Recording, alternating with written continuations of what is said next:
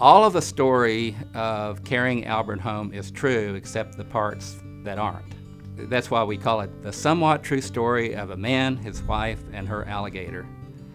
The story, it's kind of a family legend, is that my mother had a boyfriend in Orlando whose name happened to be Buddy Ebsen, who later turned out to be Uncle Jed on the Beverly Hillbillies. They didn't get married. I think my mom regretted that. She ended up marrying my dad, Homer Hickam Sr., and Buddy sent her an alligator and to remind her of Florida as a wedding gift. She raised that alligator there in West Virginia until my dad said, "All right, Elsie, it's either me or the alligator." After a few days of thinking it over, Mom said, "Okay, but we have to carry Albert home."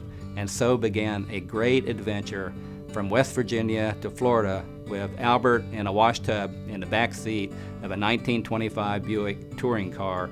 I had a lot of fun writing this story, but ultimately there is a tragic undertone to it that I think makes it stronger.